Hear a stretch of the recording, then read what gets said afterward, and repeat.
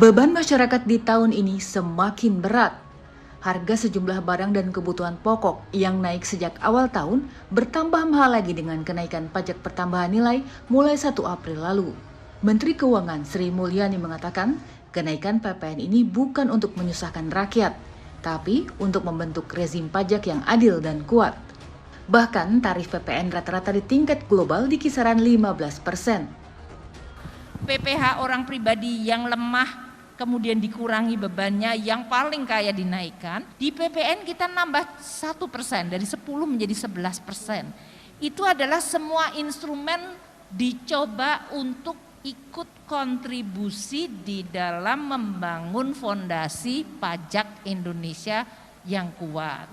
Kalau kita lihat dibandingkan banyak negara-negara, maka kita lihat bahwa PPN rata-rata di negara tersebut itu sekitar 15%. Ajib Ramdhani, Bidang Kajian Akuntansi Perpajakan Asosiasi Emiten Indonesia mengatakan, kenaikan PPN bisa memberi masukan ke penerimaan negara lebih dari 40 triliun rupiah. Namun, kebijakan ini bisa menekan daya beli masyarakat. Kalau kita melihat data dari tahun 2021, di mana penerimaan PPN kita sebesar 551 triliun, tentunya kebijakan kenaikan tarif PPN ini akan memberikan kontribusi positif terhadap penerimaan negara tambahan sekitar 41 triliun. Tetapi problemnya adalah di sisi lain, PPN fungsinya adalah dan secara prinsip pajak yang dikenakan kepada pembeli akhir, artinya kepada masyarakat luas. Hal ini tentunya memberikan tekanan terhadap daya beli masyarakat. Hal kedua yang perlu dicermati adalah bagaimana kenaikan PPN ini akan memberikan dan mendongkrak potensi inflasi. Penerimaan pajak tahun ini ditargetkan sebesar 1.265 triliun rupiah, lebih rendah dari realisasi penerimaan pajak tahun lalu. Namun, alokasi belanja pemerintah dibebani dengan pembayaran bunga utang yang mencapai 405 triliun rupiah atau sekitar 20% dari APBN. Lalu, mampukah ekonomi pulih?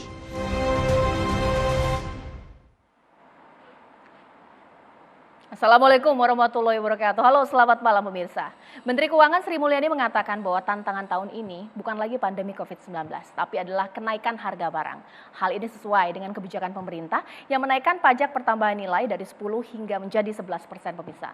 Sementara itu, penggunaan belanja negara untuk membayar bunga utang ini juga cukup besar, 20% dari APBN. Yang jadi pertanyaan, kebijakan pemerintah dalam menaikkan PPN sebesar 11% di bulan Ramadan, tepat tidak ya? Dan seberapa efektif penggunaan anggaran belanja kita? Itu yang saya bahas di Indonesia Business Forum malam hari ini bersama saya Cece Anissa.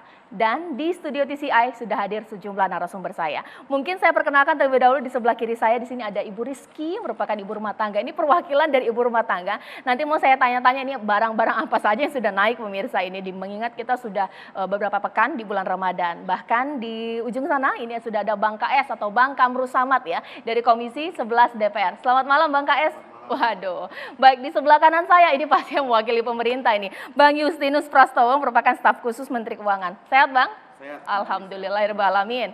Bahkan pemirsa di sebelah sana juga sudah ada Bang Roy N. Mande, merupakan Ketua Umum Asosiasi Pengusaha Retail Indonesia atau APRindo. Bang Roy, selamat malam. Ya. Dan ekonom senior kita ini sudah pastilah dikenal oleh publik pemirsa, Pak Faisal Basri. Selamat malam, sehat Pak? Oke, baik, sebelum saya tanya-tanya pemirsa dengan ibu rumah tangga, ya ini mungkin jadi perwakilan dari Anda, ini apa ya, harga apa saja yang sudah naik akhir-akhir ini. Tapi mungkin saya mau tanya pertama kali ke Pak Faisal Basri. Pak, ini bulan Ramadan. Biasanya kalau bulan Ramadan ini kenaikan hal yang biasa. Tapi dengan adanya kenaikan PPN, ini sebenarnya nih momentumnya tepat, adil nggak Pak? Atau seperti apa? Kita tidak luck aja ya, karena undang-undangnya kan sudah diketuk. Ya. Waktu undang-undangnya dibuat itu belum terperikan akan terjadi perang Ukraina dengan Rusia gitu. Nah, sesuai dengan undang-undang diterapkannya ya 1 April gitu. Nah, walaupun bisa saja mungkin saya nggak tahu, nanti kita tanya Mas Pras, adakah mekanisme misalnya ditunda dulu karena berbagai hal. Nah, pertama kita sekarang sedang recover, tapi recovernya relatif lambat. Kan 54% ekonomi itu ditopang oleh konsumsi rumah tangga. 2021 pertumbuhan selama ini rata-rata 5%. Tapi 2021 cuma 2%. Jadi masih merangkak nih, masih merangkak. Kalau naik, lebih lambat lagi. Ini 54% dari ekonomi nih. Jadi ujung tombak pemulihan ekonomi ada di konsumsi rumah tangga. Nah sekarang cabarannya banyak sekali ya. Orang yang biasa beli Pertamax 9.000 sekarang 12.500 itu pun masih subsidi. Kemudian minyak goreng ya. Nanti Pak Roy ini cerita realitas pasar itu kalau diganggu terlalu banyak dia akan bereaksi gitu. Apalagi kalau ada dua harga, kebijakan dua harga. Kalau kebijakan dua harga itu akibatnya apa? Produsen akan mencoba mencari harga yang tinggi, konsumen cari harga yang rendah. Jadi ada shortage lah, shortage yang dibuat oleh pemerintah karena ada kebijakan dua harga. Jadi macam-macam. Kemudian biaya ongkos transport. Nah syukur sekarang beras yang stabil ya, di dunia juga harganya stabil, di Indonesia juga syukur stabil, tapi ada ancaman karena harga pupuknya naik. Nah produsen pupuk terbesar di dunia Ukraina dan Rusia juga gitu. Nah jadi kita perlu pertahanan yang kuat nih ya, pertahanan yang kuat. Nah tinggal kita carikan solusinya. Seandainya PPN ini ditunda, saya melihat ada potensi yang jauh lebih besar dari kehilangan PPN yang tadi 40 sekian triliun ya. Taruhlah kita genapkan jadi 50 triliun supaya mudah. 50 triliun hilang, saya bisa sarankan pada pemerintah dapat 125 triliun sampai 150 triliun pendapatan baru dari pajak ekspor batubara. Nah pajak ekspor batubara ini tidak pernah disentuh. Padahal CPO kena pajak ekspor juga.